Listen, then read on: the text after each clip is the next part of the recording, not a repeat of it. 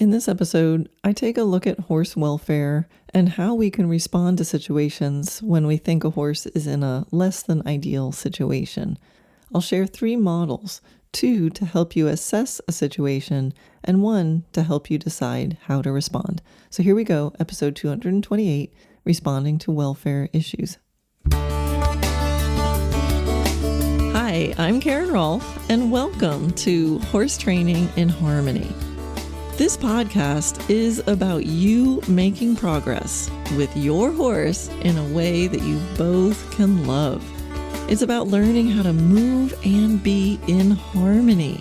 Because yes, you really can develop a horse to be both athletic and happy.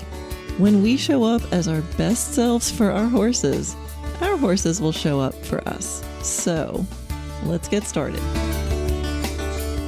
I wanted to talk a little bit more about horse welfare, even though I think everything I talk about is my contribution to horse welfare, because I try to give really practical ways to connect and train horses in hopefully a harmonious way that they have the possibility of enjoying.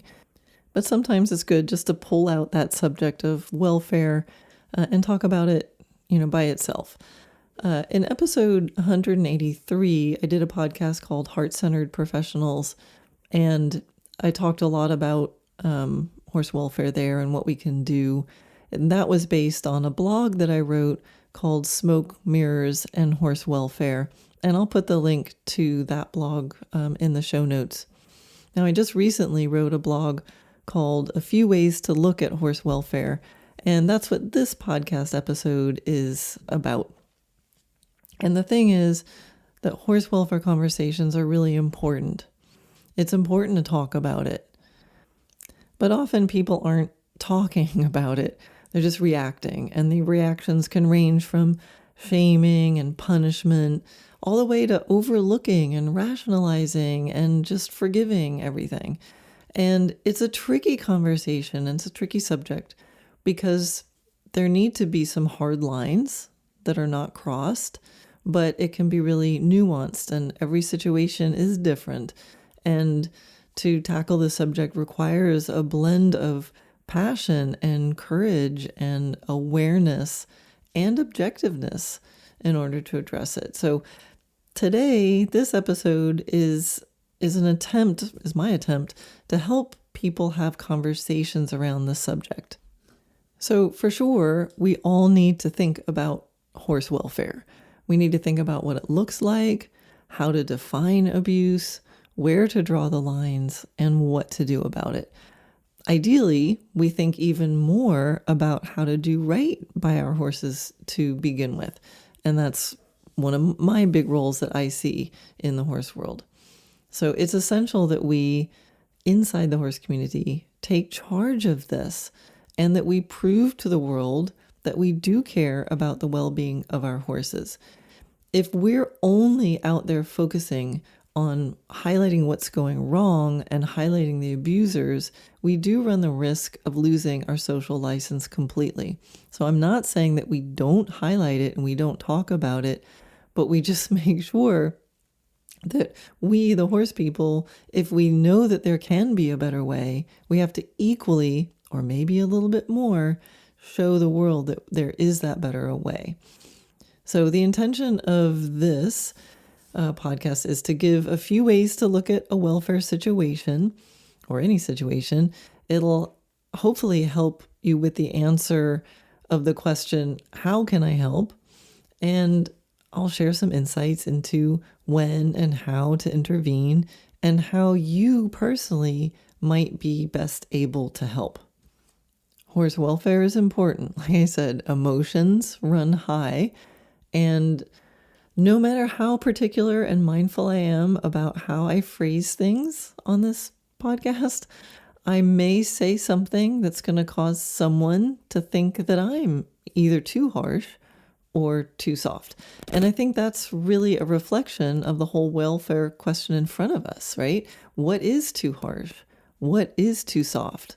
Is there ever, does context ever matter? Does intention ever matter? So I guess the important question is, what is too harsh and too soft a response? And as with most things related to horses and probably life, the answer is it depends. So the conversations around welfare vary wildly from really hard-lined to really nuanced and forgiving. And the consequences that are often suggested range from shaming and punishment to forgiveness and education. And in these conversations, or I don't know if they're conversations, but on this topic, proverbial babies are being thrown out with the bathwater, forests are being missed for the trees, heads are being put in the sand, and there's plenty of whitewashing going on. So yeah, I used all the metaphors there. So with all that said, my intention here is to be helpful. I do not have all the answers, that is for sure. And this is not comprehensive, but I hope that there's a net positive. I hope it can be helpful, and I hope it can help you come up with the best answer and response in any situation that you come across. Bottom line is that stories of horses in harmful situations leave many of us wondering what we can do to help. We all have different strengths, and so we actually can serve the greater good in different ways. Some of you are great at being inspirations and educators. Some are great at promoting and sharing those inspiring people to the world. Some of you are great at encouraging and supporting people who are just starting and need to learn so much. And some of you are great at being compassionate forgivers. And some of you are great at being hardline enforcers of the rules. And the key is to be appropriate in our reactions. Find your superpower and unleash it on the appropriate people in the appropriate situations. So, if you love being an intervener and you have no trouble taking bold emergency action, then go find the serious offenders and do your thing. That's where you're needed the most. Someone who needs to get that horse out of the situation, cut that person off, and make sure that there's consequences, that rules are being enforced. If you're a kind of person who's great at opening difficult conversations and finding ways to plant seeds in people's seemingly closed minds, go find the people who are stuck in out-of-date methods, the people who don't see another way, the people who are just doing it because that's what their trainer did, and they're surrounded by other people who feel the same way. Go there and plant the seeds of more horse-healthy possibilities. And if you're great at encouraging and educating, then you're best served finding the people who are trying to learn, who really want to learn. And maybe they're making a million mistakes because they don't know yet. I've made a million mistakes when I was learning, but go find them and help them learn, encourage them. If you're great at promoting and highlighting others, then share the possibilities and help shine a light on the people who are kind of busy out there just doing the work, often very quietly at home. And if you're a thought leader or a highly skilled person in your art and your craft, keep going and let yourself be seen and let people learn from you. Keep engaging in nuanced conversations and helping others to up-level. Because here's the thing, sometimes the people who are out there doing the kindest, best things for horses, who have the talent and are inspiring, don't want to be in an atmosphere where they might get their heads cut off for a bad day or a bad moment. That's probably one of those sentences that somebody says, Karen's condoning, no. But here's the thing, if we aren't nuanced in our conversations and our reactions, then the people who are really good at what they do might just kind of not want to be out there anymore. And that will be lost and they won't be shared and they'll just kind of quietly do it at home, all by themselves, alone with their horses. And then we don't have that positive picture anymore. And if you're great at intervening and punishing, and you're not afraid to step in and take bold action and make sure there's consequences, make sure that that's a situation that warrants that. Because if it's somebody who's just a beginner and they made a mistake, and oh my God, their horse was harmed a bit, but they was breaking their heart, and now they're thrown in, whatever jail, you can see that it might not be appropriate. And of course, if we need the people who intervene, right? Because if you're a person who just likes to encourage people who are already learning and promote people, and nobody's doing anything about the worst, more serious offenders, then things are out of balance. So I think a lot of times it's not about what, that none of us need to do everything, right? Look at a situation, you think, oh my God, how am I going to help with this? Well, maybe you're not the one to help there. But if we all know our areas of expertise and our comfort zones, and we realize that there's a range of possibilities, then I think things can get done in a more appropriate or handled in a more appropriate way. All right, so we can all do our best to be positive examples in our own way. And I think to not underestimate the power of planting a seed, sharing something inspiring or educational, offering some help when asked, giving encouragement and praise. All right, so, and why can't I say that word? And the power of intervening when necessary, not just for the person who's the offender, but for all the people standing around, right? Because for so many of those videos of abuse, and, there's a lot of bad stuff going on out there. There's often people hanging around that barn who are just watching it thinking, well, I guess it's okay. No one's doing anything about it, right? So that's that courage to go and take that action in front of people at the appropriate time is powerful. That's a seed that you're planting for the people around. All right, so I wanted to, I've been thinking about this. I'm like, how can I make some sort of chart or scale to describe the kind of range of things that might be happening in situations? And I almost did not write this blog, and I almost did not do this podcast episode a million times, because I feel like no matter how I write it and how I describe it, and if I put it on a chart in pen and ink and I put it somewhere on there, there's going to be someone who's going to think of a situation that makes me either too harsh or too soft. But I decided to go ahead and do it anyway, because apparently I'm one of those people who likes to educate and inspire. So, so here we go. All right. So next I'll kind of describe a model, and this model has several filters, and they're filters with which to view the whole spectrum of what's happening with horses and the people involved, as well as a scale of possible responses. And now keep in mind that in observing any situation, there's a really good chance that you don't have all the information. And our human brains will always default to the negative in that case. In other words, we will tend to assume the worst. So to always take that into stock as a sort of first layer when you're assessing a situation, just know that your brain is automatically, by nature, hardwired to assume the worst. So we have to make ourselves stop and kind of scan out. On the other hand, sometimes things are exactly as they seem. So I'm hoping, again, this can help you interpret any specific situation, place it within a larger context, and then have more clarity. Now, somebody told me once that since no model can be completely true, right? So I came up with these models and these filters, but the quote they told me was, all models are wrong, but some of them are very helpful. So I hope that these are helpful.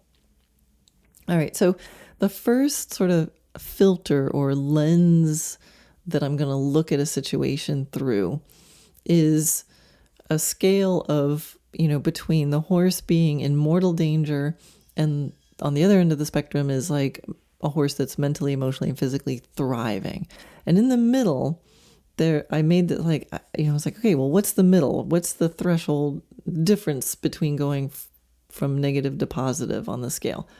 And I just, for the sake of this, thought, well, whether, how safe the horse is, right? There's a point where it's like, I don't think they're so safe. They're moving towards less and less safe.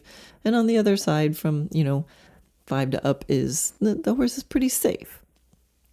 So with this said, every discomfort of the horse is worth remedying, right? Even if you're like, oh, the horse is mentally, emotionally, physically thriving, but he's got a rock stuck in his hoof, it's still worth taking the rock out. And it would be not so nice to know that the rock is there and not take it out, right? So even every discomfort of the horse is worth remedying. But with that said, when we see something, we can zoom out, and then that helps us determine how urgent or dire a situation or dangerous a situation is to the horse. So, like I said, on this scale, the midpoint is the difference between safe and unsafe.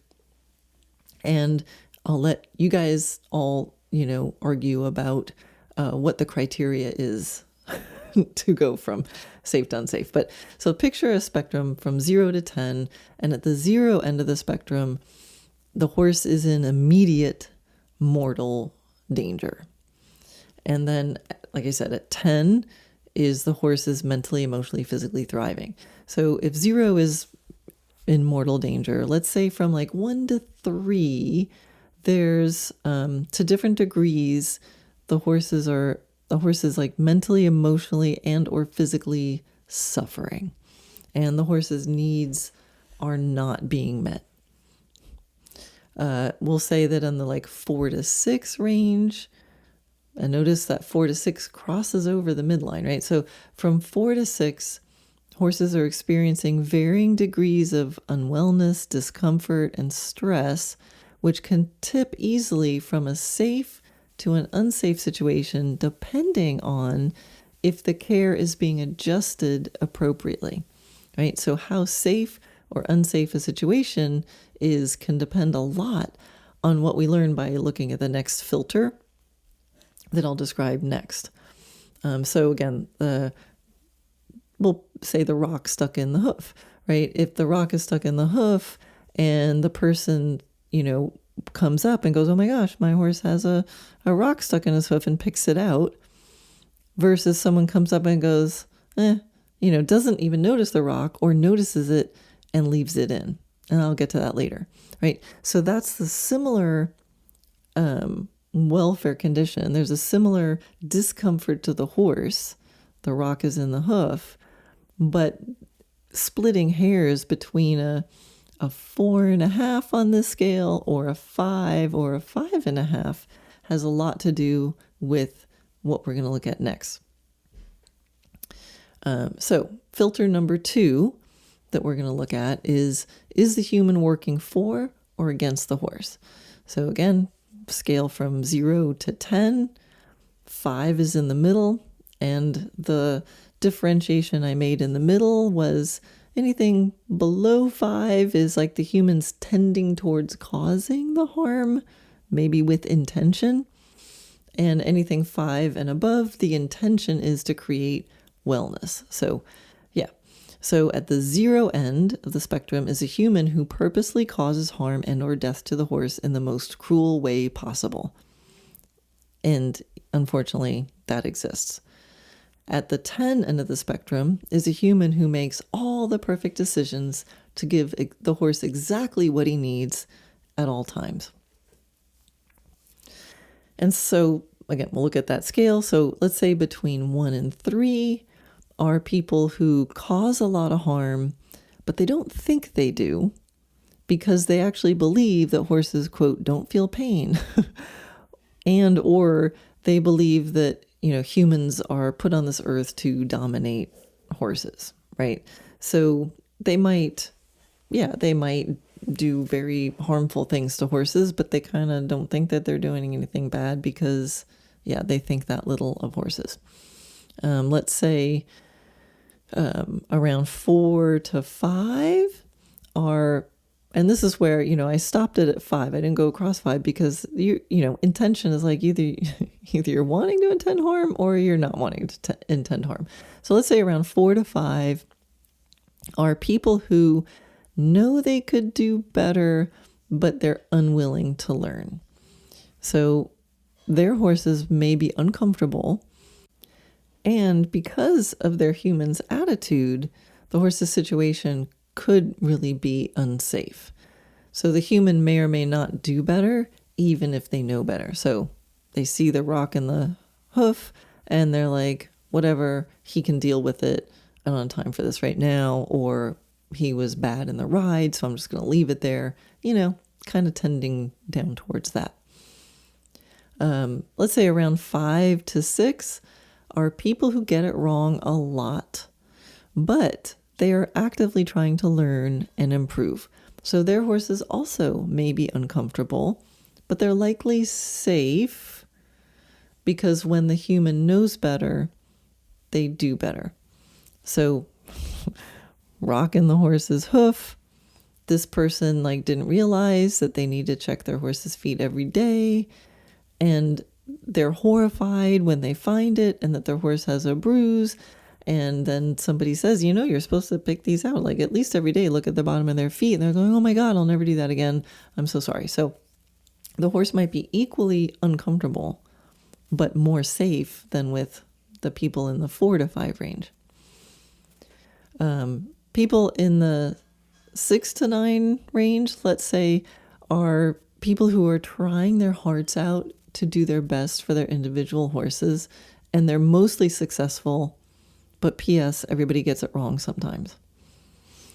Okay, so, I think that hopefully that gives you the idea. And I'll put the link to this blog in the show notes. Just go to blog.dressagenaturally.net and you can find this. And I have actually graphics that show these scales.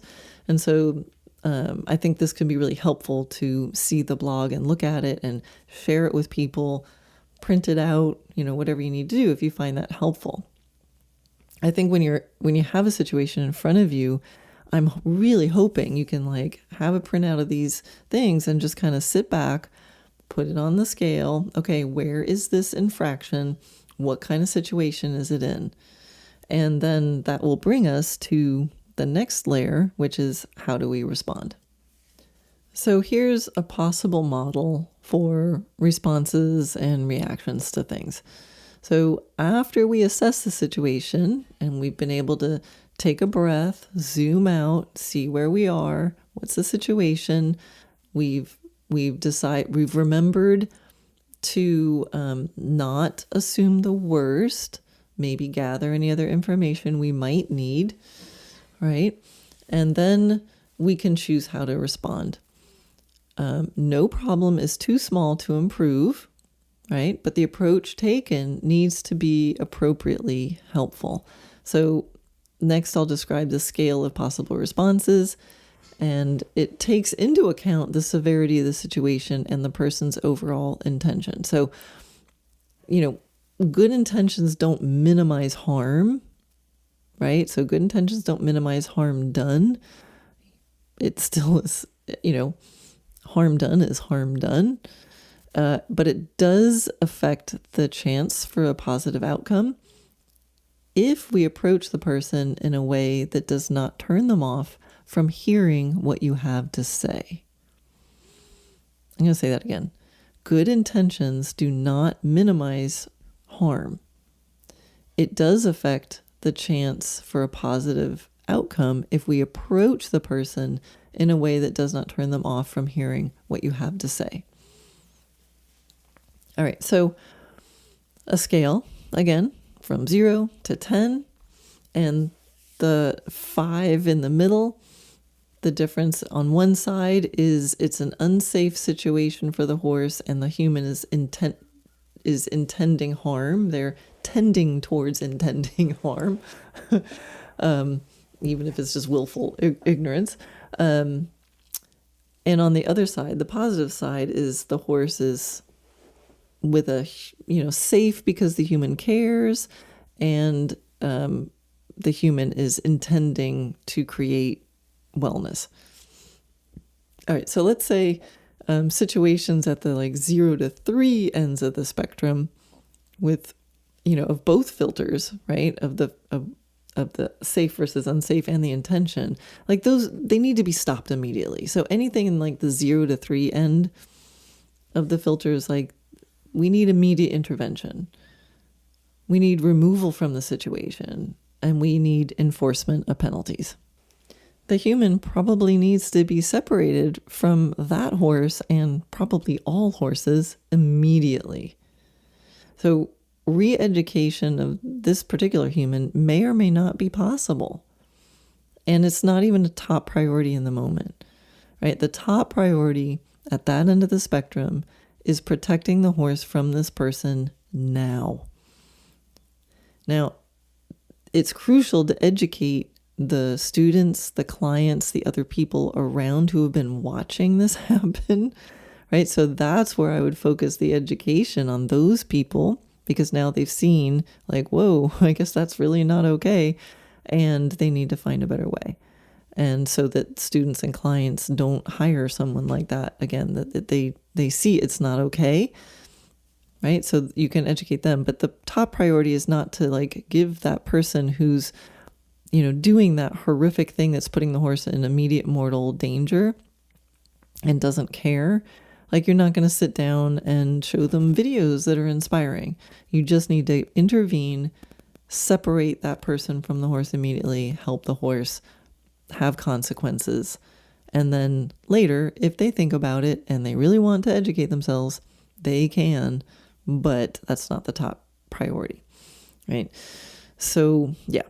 Meanwhile, educating the people around that person so that they can understand that there are more horse-friendly examples and they know what to avoid and why and what to move towards. So in situations that are in the sort of 3 to 5 range of what we talked about before, probably, and so there's a situation where the horse is unsafe and not well and suffering to a degree. There's probably rules and restrictions that need to be enforced to protect the horses, while at the same time, the humans responsible need to be informed, educated, and enlightened, right? So this is maybe some of the people who are like, well, this is just the way it's done, right? It's just the way it's done. And say some of them might be able to be rehabilitated because they're like, well, that's the only way you can do it. And then you go, actually, there's other ways to do it. And maybe with these people, if you find out what they're trying to do with their horses, and then you show them that there's actually a way that's more efficient, that's, will have fewer vet bills, their horses will last longer, and they'll actually get better performance, then they could be re-educated. They're probably just trying to get stuff done. So creating new behaviors for people in this category requires them to have a change of heart and mind, right? So they have to be willing to learn. But that's where, showing some strong evidence of a better way to get the results that they want might really be effective. It's crucial to also, in this group, educate the students and clients of professionals who are doing this so that they see more horse-friendly examples and they know what to avoid and why. And there's an art to changing hearts and minds. And so this is a tricky group because you need to enforce some stuff. They're probably doing things that there should be a rule that they shouldn't be doing that, while at the same time showing them a better way. And I think that takes some diplomacy. And some people are really good at diplomacy. And if you are good at diplomacy, go to those people and help them. All right, so with situations that are kind of in the 5 to 7 range, right? So this is people who are, their horses might be still really uncomfortable. They might be doing some harm, but they're trying not to do harm, right? So with situations in that range, then the people involved need to be educated and need to be encouraged. And they need to be praised for what they do well. And you need to offer help or resources where they can learn to do even better. And with this group, encouraging them and educating them and helping them with what they are doing well, rather than shaming and blaming and punishing, is just going to be better. If you shame and blame and punish when they're trying their, it's going to break their hearts. They're going to feel horrible. They're going to disappear, and they're not going to go out in public. And guess what? Then they're not going to get as much help. So it's really important to take these people who are probably like all of us at one point, where we make mistakes because we don't yet know, but we really do want to know. And if we become aware of just how many mistakes we're making, we may just give up, quit, run, hide, and not get the help we need. Unfortunately, that category probably covers most of the people out there on social media, and so many of them are getting clobbered. Okay, so with situations in the 7 to 10 range, those sorts of offenses, horses maybe not having their needs met perfectly, but people who are generally doing an amazing job, but then something happens and there's still a situation where the horse is not in an ideal, moment. These people need to be supported, even if not everything is perfect. And that's again where I say that, and then someone's going to go, oh, you're condoning, a really good rider having a really bad day. No, I mean, if you freak out and start beating your horse, then that's different. We'll talk about that in a second. But just in general, we know stuff is still going to happen. But if stuff happens to a situation where the person has proved themselves to be, on the right track, doing their best, the horses' needs are being met, things are being adapted to their needs, and then you get it wrong. It doesn't mean that stuff doesn't need to happen and education doesn't need to be happening and, something, but it's just the flavor that you do it with can be really important if you want things to change. So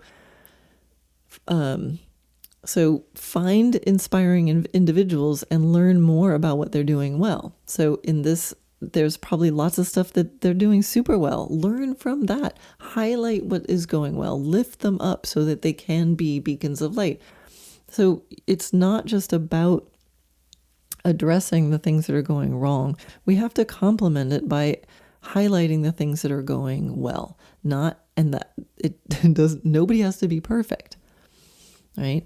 And people at this end of the spectrum probably are really open to having nuanced conversation about doing what's best and even better. So again, it doesn't need to be shaming, blaming, punishing. It's like if they've shown themselves to be wanting to do the right thing, highlight them, help them have the conversation. Because if we're only, again, like I said in the beginning with the social license, if we're only out there going, haha, there's a horrible thing. Haha, there's a horrible thing. There's a horrible thing. And some of these horrible things are horrible and they need to be dealt with. Absolutely. But a lot of times the really horrible things don't need to be dealt with on social media. Like walk over there and call the police. That's what needs to be happening. And if we're only highlighting the horrible things and we're not equally lifting up the people who are doing a great job, then an outside onlooker will look at the horse. Every post they see about horses is all about the horrible stuff, and we're going to lose our social license. So, yeah. And this is the tricky part, because when I say that, I feel like someone's going to say I condone making mistakes with horses. No, I don't. We just need to keep it in context. Oh. Okay, so bottom line, it's a nuanced conversation. So I agree that we all have to do our best for horses. And personally, for one, I never feel like I am good enough for my horses. And I agree that any discomfort to horses is worth improving. But it doesn't mean that we have to use the most aggressively punishing reactions to, and I'm going to put in quotes, the lesser crimes against horses that are in an otherwise safe and loving situation. Context matters, nuance matters. The same harm may be remedied by education and encouragement with one person, where another person needs rules and restrictions and oversight. It's nuanced. We also have to keep in mind that, with these models, all models are wrong. Let me show you how mine are wrong, the ones I just talked about, because it's rarely that clean cut, right? People aren't always solidly in one category. There are people who do amazing things for horses most of the time and can still have really bad moments. I would argue that a lot of you listening can fall into that category. So what do we do in those cases? How do we feel about that? Now, there's also people who do horrible things to horses most of the time, but then they have a moment where they show something or they do a performance that seems, when you look at just that, seems inspiring when viewed in isolation. What do we do in those cases? How do we feel about that? Now, we all have biases. We all forgive some people, but not others. And I think it may be interesting for each of us to understand our own rules around that. Whenever we see something, we can't always know the means that were used to get those ends. We can see a good performance. We don't always know how they got there. Sometimes things that look amazing can come from really cruel practices. And sometimes a really horrible moment can come from an otherwise wonderful situation, because life is just so funny and ironic sometimes. I think the key is to respond appropriately to the moment and to stay firmly planted in what we know without making too many assumptions about what we don't. Again, the brain will always default to negative when there's a lack of information. Excellent horsemen understand that behavior has a reason, and we can see the being as separate from the behavior, right? Bad behavior doesn't mean it's a bad horse. We just need to establish some boundaries while educating. So we can extend that courtesy to humans too. That was a cruel thing you did, instead of you are a cruel person. If we truly want to affect change, we may want to find ways to approach things where people's defenses don't go up immediately. Just as with our horses, connecting before redirecting. That doesn't mean that rules, restrictions, and consequences don't apply. Very lovely people sometimes go over the speed limit and they ought to get a ticket. Repeat offenders get their license taken away. Some people are reckless, and the most important thing is that they're stopped immediately. With the disclaimer that every discomfort horses have is worth remedying, I worry about the degree of aggression and shame sent towards people making quote-unquote smaller mistakes when trying to do their best. We all have to learn somewhere, and we've all made mistakes, even when we do our best. It's often the most caring people who are going to give up. And I'm so appreciative of all the compassionate educators out there available to help people who really do want to learn. I also worry about the lack of reaction to the seriously horrible things happening out there. It's hard for me to look at. And I know by not looking, I'm in some ways allowing it. I'm appreciative of all the strong people who step in, intervene, and force accountability for the people doing the cruelty. All right, principles and priorities in action. There's no one way. Life is bumpy and messy. Nature can be harsh and unforgiving. Some horses and people like to get gritty and scrappy and do hard challenges and come out on the other side feeling proud and strong, even if they're a little bit bloody and bruised. Some horses and people can be stressed doing easy work and go stir crazy in boring environments. Some individuals are satisfied by challenging work, Some horses and people want to sit in the shade and have everything as close to the same every day as possible. Others get anxious or bored in those conditions. No one situation is inherently right or wrong. And of course, now you are having examples popping in your mind of an absolutely inherently wrong situation. That's fine. That's what the edges of the spectrum are for. I'm talking about the messy middle, where most of us live. So individuals are different and thrive on different things, and be willing to be open to that. Like I said, some people do those, like, whatever those runs are, where you go through the mud and you crawl up stuff and you crawl under stuff and you come out like I said, like bloody and bruised and covered in mud and sweat, and you're exhausted and you hurt and you're like, yes, let's do it again. And I know it's different with horses because we're asking them to do stuff. But there are horses who are like, bring it, let's do it. And other horses are like, no, too breezy today. And I think we have to factor this in when we're looking at a situation. We can all have very different pictures of what a safe, fun, and healthy life is for ourselves and for our horses. We just need to keep measuring our picture versus the reality for any one particular horse. Because sometimes what we want to go have fun doing is exactly the opposite of what that particular horse wants to go have fun doing.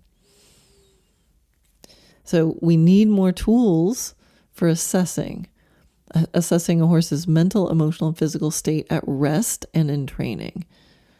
And I think there is a lot of work being done now with this, like Dr. Dyson's 24, the signals of pain in the ridden horse, like stuff like that.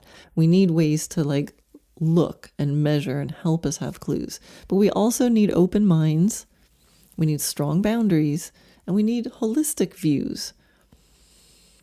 And that's where, I came up with the Happy Athlete Training Scale is my attempt to it's another model, to have a more holistic view of the horse's life and experience when in sport training, where we prioritize happiness and then harmony and then communication, then biomechanics, and then sport.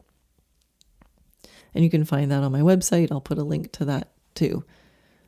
So I hope you found this helpful. I hope it gives you something to think about. I hope you go to the blog and find those charts and look at them. And if you want to phrase something differently, if you want to move your line a little bit here or there, alter it, make it work for you.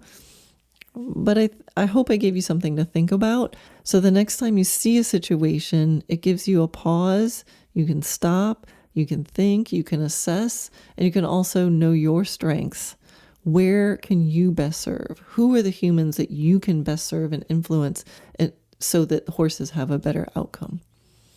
Every positive action helps, whether your actions are creating healthier situations for horses or helping other people learn how to do that, or whether you are a person who creates the rules and regulations or you're the one who enforces them. We all have a role that we can play to help our horses.